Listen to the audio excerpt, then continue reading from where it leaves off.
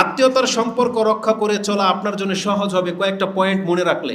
তার মধ্যে প্রথম পয়েন্ট হলো, এই যে কর্মটা আপনি করবেন এর জন্য আপনার টাকা খরচ হবে, আপনার অনেক কিছু অপ্রীতিকর হলেও করতে হবে, তারা অসন্তুষ্ট হলেও আপনাকে করতে হবে, এবং তাদেরকে আপনি পছন্দ না করলেও আপনাকে করতে হবে, যেটু কষ্ট আছে। এই কষ্টের মর্যাদাটা যে কি এইটা আপনাকে জানতে হবে, মানে এতে আপনার ফায়দা। যেমন কিছু আছে আপনার দামি জিনিস পায়খানাতে পড়ে গেছে, এখন আপনি যদি না উঠান আপনার লস, যদি ঘৃণা লাগতেছে কিন্তু উঠালে কি আপনার লাভ, এটা আপনি বাধ্য। আর কিছু জিনিস আছে আপনি পয়সাওয়ালা হতে চান, তাহলে তো আপনাকে এই ব্যবসায় নামতে হবে, তখন আপনি কিন্তু সেই ব্যবসায় নামেন। জিজ্ঞেস করেন কোন ব্যবসায় বেশি লাভ, রাতারাতি পয়সাওয়ালা হওয়া যায়, এরকম কোনো ব্যবসা যদি কেউ তালাশ করে থাকেন তাহলে একটা ব্যবসার কথা এখানে রয়েছে। রাসূল বলেছেন, যেই ব্যক্তি আত্মীয়তার সম্পর্ক রক্ষা করে চলে সে মালামাল হয়ে যাবে দুনিয়াতেই, তার পাপ মাফ হয়ে যাবে, একটু পরেই সেটা আসবে। তো এটা এমন একটা ব্যাপার, এই জিনিসটা যদি মাথায় রাখেন যে এই সম্পর্কটা রক্ষা করে চলার ফজিলতটা কি, এটা মাথায় থাকলে আপনার কাজটা করা সহজ হবে। দ্বিতীয়ত হচ্ছে, যাদের কথা বলা হচ্ছে তাদের মান মর্যাদা কি এটা আপনাকে জানতে হবে। ওই ব্যক্তির চেহারা বলে যান, আপনি শুধু সম্পর্কটার কথা ভাবেন, এটা কে, এটা আমার মা, এটা কে, এটা আমার বাবা, পছন্দ হয় না, আপনাকে কোনো টেক কেয়ার করে নাই, ওকে, সে আপনার উপর জুলুম করেছে, ওকে, ভুলে যান ওগুলো, চেহারাটা ভুলে যান, এটা আমার বাবা, শব্দটা শুধু মনে রাখেন, এটা বাবা। বাবার মর্যাদা কি জানেন? রাসূল বলেছেন বাবার সন্তুষ্টির সাথে আল্লাহর সন্তুষ্টি নিয়োজিত রয়েছে। মা জান্নাতের দরজা, জান্নাতি বলা হয়েছে মাকে, তাহলে মা আর বাবা এই দুইটা হচ্ছে জান্নাতের দুইটা দরজা, যারা ভেঙে দিয়েছেন আপনি অন্য দরজা খোঁজেন, এই দরজা বন্ধ হয়ে গেছে। আপনার ক্ষমতা থাকলে এখন নামাজ দিয়ে ঢোকার চেষ্টা করেন, জিহাদ করে ঢোকার চেষ্টা করেন, অর্থ সম্পত্তি খরচ করে দান সাদকা দিয়ে ঢোকার চেষ্টা করেন, কিন্তু সবচেয়ে সহজ দরজা ছিল আপনার জন্য পিতা এবং মাতা, যেটা দিয়ে আপনি ভেঙে দিয়েছেন, ঢুকতে পারবেন না সেই দরজা দিয়ে। আর যাদের বাকি আছে আমাদেরকে আল্লাহ সুবহানাহু ওয়া তাআলা সহজ করুন, আমাকে সহ আমাদের মুসলিম ভাইয়েরা যেন আমাদের বাপ মার প্রতি যেন আমরা ইহসান করতে পারি।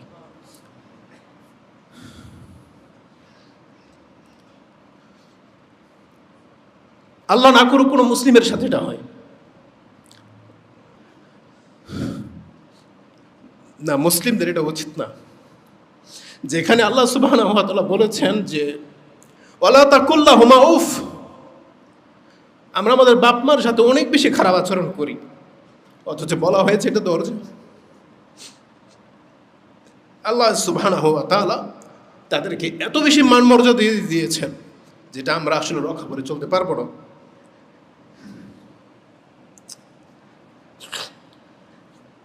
আল্লাহ সুবহানাহু ওয়া তাআলা আমাদেরকে বলেছেন যে আত্মীয়তার সম্পর্ক রক্ষা করে চলতে হবে, তাদের মান মর্যাদা অনেক। যতগুলো ব্যক্তির হক আছে আপনি কোরআন হাদিস পড়ে দেখবেন যে প্রথম হকটা নিকট, যেটা আপনার যে কোনো দান সাদকা হোক, জাকাত বলেন, দান সাদকা বলেন, একটা ভালো বিহেভ করবেন, কার সাথে হাসি মুখে কথা বলবেন, এটা প্রথম প্রাপ্য আপনার বাপ মা থেকে শুরু করে নিকট আত্মীয়রা। আপনি স্যাক্রিফাইস করবেন, কাউকে ক্ষমা করবেন, তাহলে এটার প্রথম হকদার হচ্ছে তারা। আল্লাহ সুবহানাহু ওয়া তাআলা গনিমতের মালের ক্ষেত্রে, ফাইয়ের মালের ক্ষেত্রে তিনি এটা উল্লেখ করেছেন। আল্লাহ বলেছেন ওয়ালামু আন্নামা গানিমতুম মিন শাইইন ফাআন্না লিল্লাহি খুমুসাহু ওয়া লিরাসূলিহি ওয়া লিযিল কুরবা, যে মালগুলো গনিমত হিসেবে তোমরা পাবে এগুলো 5 ভাগ করবে, তার একটা ভাগকে রেখে দিতে হবে আল্লাহ এবং তার রাসূল এবং রাসূলের আত্মীয় স্বজনের জন্য। প্রথমে আত্মীয় স্বজনের কথা এখানে নিয়ে আসা হয়েছে। ফাইয়ের মাল এই আয়াতটা পাবেন আপনি সূরা আনফাল 8 নম্বর সূরার 41 নম্বর আয়াতে, এবং ফাইয়ের মাল সম্পর্কে আপনি পেয়ে যাবেন সূরা হাশরের 7 নম্বর আয়াতে। এটাতে আপনার মালের কথা আছে, যেখানে আল্লাহ সুবহানাহু ওয়া তাআলা বলেছেন আত্মীয়তার হক বেশি। আল্লাহ সুবহানাহু ওয়া তাআলা ঠিক তেমনি যে কোনো হকের কথা কোরআনে উল্লেখ করেছেন, তার মধ্যে প্রথম এনেছেন আত্মীয়তার হক। যেমন সূরা বনী ইসরাইল 17 নম্বর সূরার 26 নম্বর আয়াতে আপনি পেয়ে যাবেন ওয়াতিজাল কুরবা হাক্কাহু ওয়াল মিসকিন, মিসকিন, ইয়েতিম, ফকির সব পরে রাখা হয়েছে। আগেই বলেছেন হক হিসাবে আপনার প্রথম হক হচ্ছে আত্মীয়তা। ওয়াতিজাল কুরবা, তোমাদেরকে খরচ করতে বলা হয়েছে, যে জাল কুরবা যারা অত্যন্ত নিকট আত্মীয় তাদের উপরে আমাদের খরচ করা ফরজ। যেমন আমরা শুধু কয়েকজনের উপরে খরচ করি, কে? শুধু সন্তান, স্ত্রী, তাই না? কিন্তু প্রথম হক হচ্ছে বাপ মা। ভাই বোন, তারপরে বিয়ে করলে স্ত্রী সন্তান, এটা এদের উপর আমরা খরচ করি, কিন্তু বাকিদেরও কিন্তু এর অংশ আছে, কিন্তু আমরা এটা ভুলে যাই, আমরা এটাকে ফরজ মনে করি না। না, এটা আমাদের উপরে ফরজ, যার যতটুকু সামর্থ্য আছে, তার কেউ নাই, তো এটা আমাদের উপরে ফরজ। এই আয়াতটি সূরা বনী ইসরাইল 26 নম্বরে আপনি পেয়ে যাবেন। তাদের সম্মান কতটা দেওয়া হয়েছে একটু আগে বলেছি, বাপ মার সম্মান সবাই জানেন। আমি এখান থেকে ব্যতিক্রমে 3টা শুধু হাদিস আপনার কাছে পেশ করব, তাহলে বুঝতে পারবেন বাপ মার সাথে অন্যদের কি মান মর্যাদা রয়েছে, আর এটা রক্ষা করার প্রতি আমাদেরকে কতটা উৎসাহিত করা হয়েছে, এবং এর মধ্যে আমাদের কত কল্যাণ রয়েছে। তার একটা হলো, আল্লাহ সুবহানাহু ওয়া তাআলা বলেছেন মা সবচেয়ে বেশি প্রাধান্য পাওয়ার যোগ্য। এখন যার মা নাই, খালা, ওই যে বলেছি অভাবী একটা খালা আমারও আছে, আল্লাহ যেন আমাকেও হেদায়েত করে, যাদের জন্য আমি সহনশীল হতে পারি। প্রত্যেকের, কে আছেন এমন অনেক বড় পাপ করে ফেলছেন, কে আছেন এমন অনেক বড় পাপ করে ফেলেছেন, মাপ পাওয়ার কোনো রাস্তা হয়তো দেখতেছেন না। এমন একজন ব্যক্তি রাসূলুল্লাহ সাল্লাল্লাহু আলাইহি ওয়াসাল্লামের কাছে এসে বলতেছেন, আন্না রাজুলান ফাকালা ইয়া রাসূলুল্লাহ আযনাবতু যামবান কাবীরান। তিরমিজিতে আছে আসাবতু যামবান আযীমান, আমি তো একটা মহা পাপের মধ্যে ফেসে গেছি। আর এই বর্ণনায় আসছে আযনাবতু, আমি পাপ করে ফেলেছি, যামবান কাবীরান, অনেক বড় একটা পাপ করে ফেলেছি, ফাহাল্লি তাওবাতুন, ইয়া রাসূলুল্লাহ আমার জন্য কি তওবার কোনো মাধ্যম ব্যবস্থা আছে, আমি তওবা করতে চাই, এই পাপ কি মাফ হবে? রাসূলুল্লাহ তাকে প্রথম জিজ্ঞেস করলেন, ফাকাল লাহু রাসূল সাল্লাল্লাহু আলাইহি সাল্লাম আলাইকা ওয়ালিদান, তোমার পিতামাতা আছে। আরেক জায়গায় আছে আলাইকা আলাইকা উম্মুন, তোমার কি মা আছে জিজ্ঞেস করেছেন। কালালা, সে বলেছে না আমার মা নেই। রাসূল সাল্লাল্লাহু বলেছেন ফাকালা ফালাকা খালাতুন, তোমার কি কোনো খালাদের মধ্যে কোনো খালা আছে? বলছেন না আমার খালা আছে। ফাকালা রাসূল সাল্লাল্লাহু আলাইহি ওয়াসাল্লাম ফাবিররাহা, তার সাথে তুমি উত্তম আচরণ করো, ইজান এইটা করলে তোমার পাপ মাফ হয়ে যাবে। ফাবিররাহা, এই হাদিস মুসনাদে আহমদে রয়েছে 4624, সহিহ ইবনে হিব্বানে 4435 রয়েছে 435, তিরমিজিতে হাদিসটি 1940 রয়েছে। তার মানে খালার মান এত, খালার সাথে মায়ের মতো বিহেভ করলে রাসূল বলেছেন বড় পাপ পর্যন্ত মাফ হয়ে যায়। আর মায়ের সাথে বিহেভ করলে কি হবে তাহলে? জান্নাত। আর খালার সাথে যদি কোনো সম্পর্ক ভালো রাখেন, যে কোনো ক্ষেত্রে যে কোনো অন্যায় যদি হয়ে যায়, তাহলে আগে খালার কাছে যান, দেখেন তার কোনো কিছু করতে পারেন কিনা। একটা নুকতা পেয়ে গেলাম, এটা হচ্ছে তওবার বড় একটা মাধ্যম, এবং হাদিস সহিহ, রাসূল বলেছেন হ্যাঁ ফাইজান, তাহলে এটা করলে তোমার পাপ মাফ হয়ে যাবে। কেন? কারণ রাসূল সাল্লাম বলেছেন আল খালাতু বিমানজিলাতিল কারণ খালার মান হচ্ছে মায়ের সমান।